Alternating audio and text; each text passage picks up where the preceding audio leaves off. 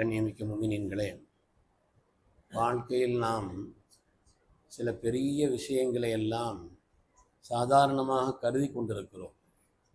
ஆனால் அதனுடைய விளைவுகள் என்பது கடினமானது. ஒரு ஆள் தன்னுடைய கப்பலுக்கு பெயிண்ட் அடிக்கிறதுக்காக வேண்டி ஒரு ஆள்கிட்ட சொல்லியிருந்தாராம்.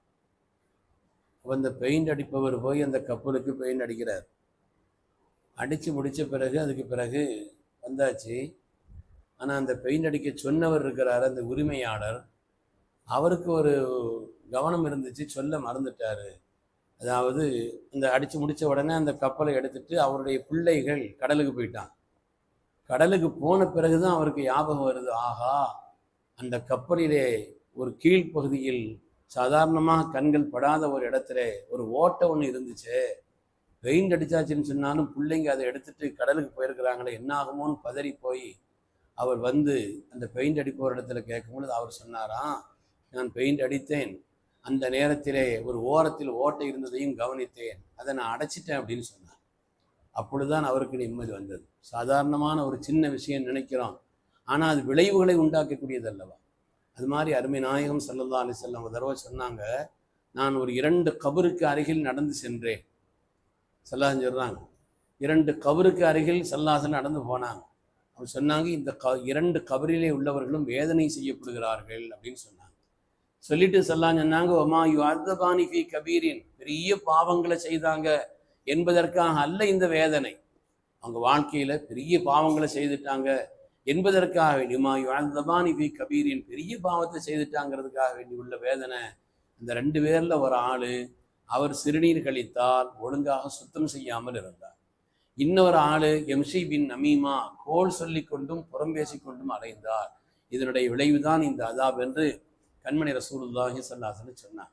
வாழ்க்கையில ஒரு மூமினை பொறுத்தவரையிலே எந்த நேரத்திலும் சுத்தமாக இருக்க வேண்டும்.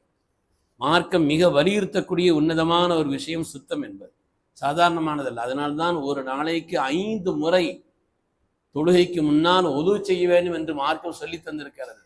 5 முறை சுத்தம் செய்ய வேண்டும், நல்ல தேய்த்து கழுக வேண்டும், சுத்தம் செய்ய வேண்டும் என்று மார்க்கம் நமக்கு சொல்லி காண்பிக்கிறது.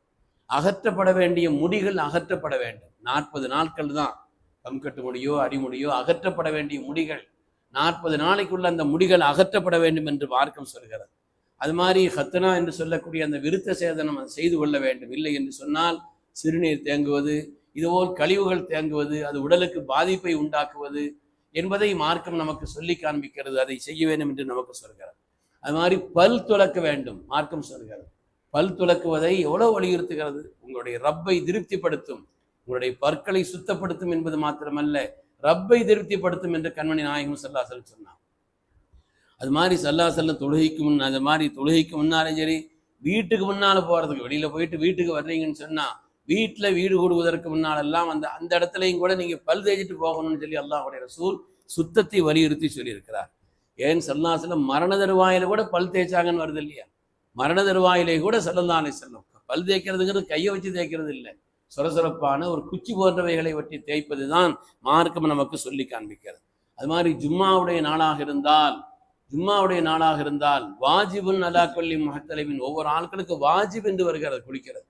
பெரும்பாலும் சுன்னத்தின் பெரும்பாலும் எழுதுறாங்க, ஆனால் அந்த வாசகம் ஹதீஸிலே உள்ள வாசகம், அதை குளிப்பது மிக அவசியம். இன்னும் பல பேர் ஒன்று சேரக்கூடிய இடம், ஒவ்வொரு ஆள் மேலேயும் ஒரு விதமான வாடையும் வாசனையும், சில பேருக்கு அந்த வாசனை நல்லா இருக்கும், சில பேருக்கு அந்த வாசனை சாதாரணமா இருக்கும், எல்லோரும் கலந்து கொள்ளக்கூடிய ஒரு நிலை என்று சொல்லும் பொழுது நாம் அந்த நிலையிலே உள்ள குளித்து கொண்டு வருவதை மார்க்கம் நமக்கு சுன்னத்தாக ஆக்கி சொல்கிறது.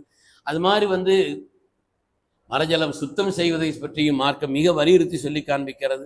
பள்ளிக்கு வரும் பொழுது ஹுது ஸீனத்தக்கும் இன்த குல்லி மஸ்ஜிதின், பள்ளிக்கு வரும் பொழுது நீங்க உங்களை அலங்காரப்படுத்திக் கொள்ளுங்கள் என்று மார்க்கம் நமக்கு சொல்லி காண்பிக்கிறது.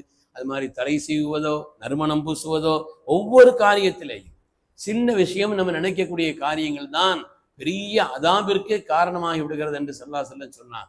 அது மாதிரி கோல் சொல்வதுங்கிறது இருக்குது இல்லையா, புறம் பேசின வயலுல் லிகுல்லி ஹுமஸத்தில் லுமஸா, அல்லாஹ் சொல்வான் வயலுல் லிகு, நாசம்தான் நரகம்தான் என்று சொல்கிறான்.